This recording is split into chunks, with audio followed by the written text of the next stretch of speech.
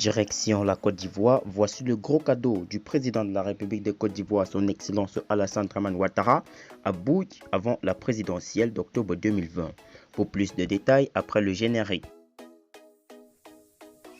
Avant de commencer, abonnez-vous à la chaîne et activez la cloche de notification car cela va vous permettre de ne plus manquer les prochaines vidéos. Let's go!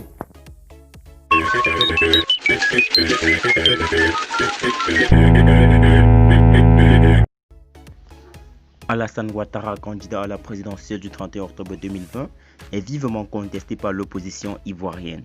Les adversaires politiques du chef de l'État pensent qu'il n'a pas le droit de briguer un troisième mandat.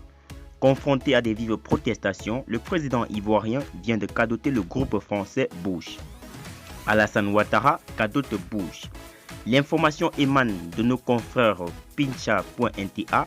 À quelques jours de l'élection présidentielle, Alassane Ouattara a décidé d'octroyer le contrat d'extension de l'aéroport international Félix Houphouët-Boigny au groupe dirigé par le français Martin Bush. Ainsi, à quelques jours de la fin de son second mandat, le président ivoirien a finalement choisi de donner le marché à Bush et à Kola, deux groupes français. Il ne faut pas oublier que son défunt premier ministre Amadou Gon Coulibaly avait préféré China Railway International Group, une société de construction chinoise fondée en 2007 qui proposait une enveloppe de 508 millions de dollars, une somme dépassant la manne financière apportée par le groupe français. La décision du chef de l'État a été prise en septembre 2020. Le numéro 1 ivoirien a porté son choix sur Bruges, qui aura pour mission de conduire les travaux d'extension du plus grand aéroport de la Côte d'Ivoire.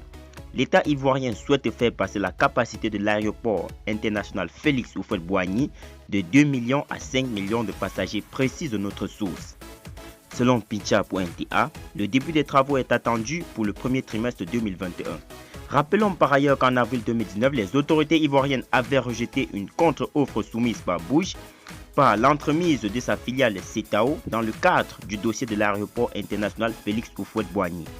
Mais Alassane Ouattara a revu sa copie en revenant sur la décision de son gouvernement.